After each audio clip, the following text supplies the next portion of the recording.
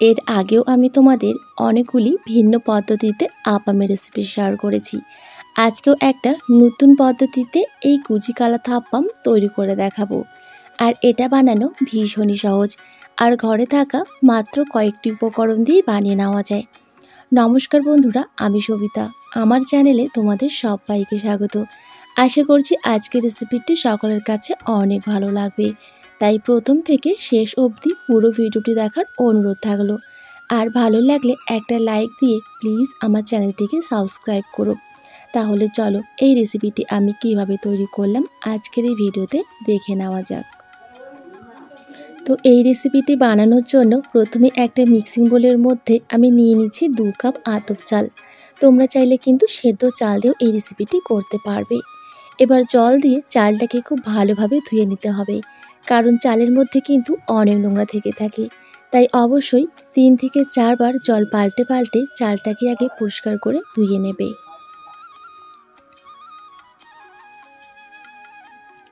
তো চালটাকে আমি 4 বার জল পাল্টে পাল্টে পরিষ্কার করে ধুয়ে নিয়েছি। আবারও কিছুটা জল দিয়ে দিলাম। এবার ঢাকনা দিয়ে 3 থেকে 4 ঘন্টার জন্য এভাবেই রেখে দেব।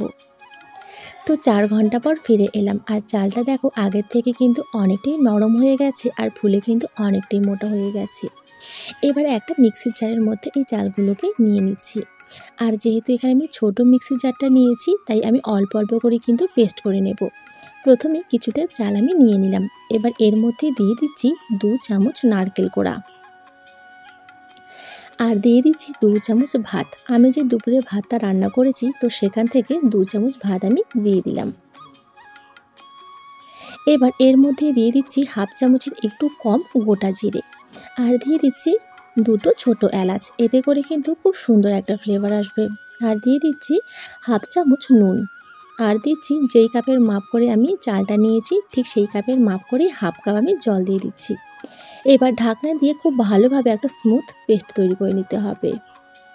তো পেস্ট তৈরি করা হয়ে গেছে। এবার এটাকে একটা মিক্সিং বোলের মধ্যে আমি ঢেলে নিচ্ছি। একইভাবে সমস্ত চালগুলোকে আমি পেস্ট করে নিয়েছি। এবার এটাকেও এর মধ্যে আমি ঢেলে নিলাম। এবার এই মিক্সিং বোলটাকে আমি এক সাইডে সরিয়ে রাখছি। এবার দেখো বন্ধুরা, এখানে আমি একটা কলা নিয়েছি। এবার এই কলাটাকে খুব ভালোভাবে ছুলে আমি ছোট ছোট টুকরো করে কেটে নেব। তো কলাটাকে আমি ছোট ছোট টুকরো করে কেটে নিয়েছি। দেখো ঠিক এরকম করে কিন্তু কেটে নিতে হবে, একটু মোটা মোটা করেই কাটতে হবে। এবার এই বাটিটাকেও আমি এক সাইডে সরিয়ে রাখবো। এবার দেখো বন্ধুরা, এখানে আমি একটা কড়াই বসিয়ে দিয়েছি, আর কড়াইয়ের মধ্যে দিয়ে দিচ্ছি 2 চামচ সাদা তেল। আর আগে থেকেই আমি হাফ বাটি নারকেল ছোট ছোট টুকরো করে কেটে রেখেছিলাম। এবার এই নারকেলের টুকরোগুলোকে একটু গোল্ডেন করে ভেজে নেব। আর আস্তে কিন্তু এর সময় একটু লোতেই রাখবে। তো নারকেলগুলো ভাজা হয়ে গেছে, একটা প্লেটে আমি তুলে নিয়েছি। এবার ওই তেলের মধ্যেই আমি দিয়ে দিচ্ছি এখানে একটা মিডিয়াম সাইজের পেঁয়াজ কুচি, আর পেঁয়াজটাকে কিন্তু এরকম লম্বা লম্বা করে আমি কেটে নিয়েছি। এবার পেঁয়াজটাকেও একটু গোল্ডেন করে ভেজে নেব। আর তোমরা চাইলে কিন্তু এই পেঁয়াজটাকে স্কিপও করতে পারো। তো দেখো পেঁয়াজটাও কিন্তু গোল্ডেন করে ভাজা হয়ে গেছে, একটা প্লেটে তুলে নিলাম। এবার ওই কড়াইয়ের মধ্যেই দিয়ে দিচ্ছি কেটে রাখা কলার টুকরোগুলো। এবার এই কলার টুকরোগুলোকেও কিন্তু একইভাবে একটু গোল্ডেন করে ভেজে নেব।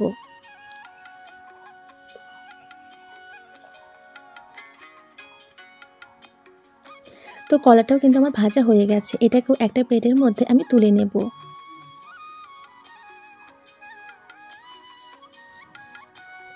এবার ওই কড়াইয়ের মধ্যেই দিয়ে দিচ্ছি 1.5 কাপ খেজুরের গুড়। তোমরা চাইলে আখের গুড়টাও কিন্তু ব্যবহার করতে পারো, তবে খেজুরের গুড়টা ব্যবহার করলে কিন্তু কালারটা খুব সুন্দর আসবে। আর যেই কাপের মাপ করে আমি চালটা নিয়েছি, ঠিক সেই কাপের মাপ করে কিন্তু 1.5 কাপ এখানে খেজুরের গুড় রয়েছে। এবার দিয়ে দিলাম হাফ কাপ জল। এবার গুড়টাকে খুব ভালোভাবে গুলিয়ে নিতে হবে। তো গুড়টা আমার গুলিয়ে নেওয়া হয়ে গেছে। এবার আগে থেকে যে ব্যাটারটা তৈরি করে রেখেছিলাম, সেই ব্যাটারের মধ্যে কিন্তু এই গুড়টা দিয়ে দিতে হবে। আর অবশ্যই গুড়টা দেওয়ার আগে কিন্তু খুব ভালোভাবে ছেঁকে নেবে, কারণ গুড়ের মধ্যে কিন্তু অনেক নোংরা থেকে থাকে, তাই অবশ্যই ছেঁকে দেওয়ার চেষ্টা করবে। দেখো ছাঁকনির মধ্যে কিন্তু অনেক নোংরা রয়েছে। এবার খুব ভালোভাবে একসাথে আমি মিশিয়ে নিচ্ছি একটা হাতা দিয়ে। খুব ভালোভাবে ব্যাটারটাকে আমি মিশিয়ে নিয়েছি। এবার এর মধ্যে ভেজে রাখা যে কলার টুকরোগুলো রয়েছে, তো সেখান থেকে 1 চামচ মতো কলার টুকরো আমি দিয়ে দিলাম। আর দিয়ে দিচ্ছি ভেজে রাখা পেঁয়াজগুলো। তো এটাও কিন্তু আমি 1 চামচের মতো দিয়ে দিচ্ছি। আর দিয়ে দিচ্ছি ভেজে রাখা নারকেলের টুকরো, এটাও আমি 1 চামচের মতো দিয়ে দিচ্ছি। এবার একসাথে আবারও খুব ভালোভাবে একটু মিশিয়ে নিতে হবে।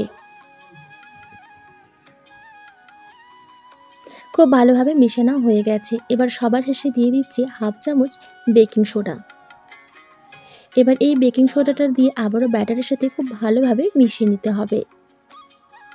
খুব ভালোভাবে মিশানো হয়ে গেছে। এবারে ব্যাটারের কনসিস্টেন্সিটা তোমাদের দেখিয়ে দিচ্ছি। দেখো, ঠিক এরকম ঘনত্বের একটা ব্যাটার তৈরি করে নিতে হবে। একটু পাতলা করে কিন্তু ব্যাটারটা তৈরি করতে হবে।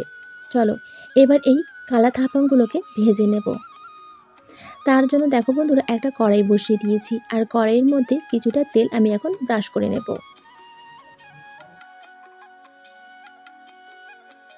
এবার যেই ব্যাটারটা তৈরি করে রেখেছিলাম সেখান থেকে 2 হাতা ব্যাটার আমি এই কড়াইয়ের মধ্যে দিয়ে দিচ্ছি। আর অবশ্যই কিন্তু যখন ব্যাটারটা দেবে তখন কিন্তু হাতা দিয়ে একটু ভালোভাবে নেড়ে চেড়ে তারপরে ব্যাটারটা দেবে। এবার ওপর থেকে ভেজে রাখা কিছুটা কলার টুকরো আমি দিয়ে দিচ্ছি। আর দিয়ে দিচ্ছি কিছুটা পেঁয়াজ, এই পেঁয়াজটা কিন্তু ভাজা পেঁয়াজটা দিয়ে দিলাম। আর দিয়ে দিচ্ছি ভেজে রাখা নারকেলের টুকরো। এবার ঢাকা দিয়ে 1 মিনিটের জন্য হতে দেব। আর 1 মিনিটের মধ্যে কিন্তু এই আপামগুলো হয়ে যাবে। তো 1 মিনিট পর তোমাদের ঢাকনা খুলে দেখাচ্ছি। আর দেখো বন্ধুরা, কত সুন্দর কালার এসছে আর খুব ভালোভাবে হয়ে গেছে। হাত দিয়ে একটু এইভাবে একটু চেক করবে, যদি মনে হয় যে শক্ত, তার মানে বুঝে নিতে হবে খুব ভালোভাবে হয়ে গেছে। এবার এটাকে আমি তুলে নিচ্ছি একটা প্লেটের মধ্যে। আর দেখো বন্ধুরা, এই কুচি কালা থাপামগুলো কতটা ছিদ্রযুক্ত হয়েছে। যদি প্রত্যেকটা স্টেপ ফলো করে তৈরি করো তাহলে কিন্তু পারফেক্টলি এরকম থাপাম তোমরাও খুব সহজেই তৈরি করে নিতে পারবে। আর প্রত্যেকটি থাপামই কিন্তু বন্ধুরা এরকম ফুলকো ফুলকো হবে। আর ভাজার সময় এত সুন্দর একটা স্মেল ছড়ায় না বন্ধুরা, যে বাড়ির চারিপাশে যারা থাকবে তারা কিন্তু খাওয়ার আগে তাদের মন প্রাণ একেবারে ভরে যাবে। এত সুন্দর একটা স্মেল ছড়ায় বন্ধুরা। তো যাই হোক, একইভাবে সমস্ত থাপামগুলোকে চলো এখন আমি ভেজে নেব। তো একইভাবে সমস্ত এই কুচি কালা থাপামগুলোকে আমি ভেজে নিয়েছি। এবার গরম গরম খাওয়ার পালা। এগুলো খাওয়ার জন্য কিন্তু কোনো কিছুর প্রয়োজন হবে না, এমনিতেই খেয়ে নিতে পারবে। আর খেতেও অনেক মজার হয়। এবার আমি তোমাদের ছিঁড়েও দেখাচ্ছি। আশা করছি আজকের রেসিপি তোমাদের অনেক ভালো লেগেছে। ভালো লাগলে একটা লাইক দিয়ে প্লিজ আমার চ্যানেলটিকে সাবস্ক্রাইব করো। আর দেখে নিশ্চয়ই বুঝতে পারছো বন্ধুরা যে ভেতরটা কতটা জালি হয়েছে আর কতটা সফট হয়েছে। বাড়িতে অবশ্যই ট্রাই করো। আশা করছি তোমাদেরও ভীষণই ভালো লাগবে। আর অবশ্যই কিন্তু কমেন্টের মাধ্যমে জানাবে।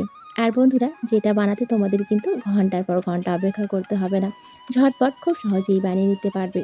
তো চলো, আজকে আর বেশি কথা বাড়াচ্ছি না, আজকে এখানেই বিদায় নিচ্ছি। দেখা হচ্ছে পরের রেসিপিতে। ততক্ষণ অবধি ভালো থেকো, সুস্থ থেকো।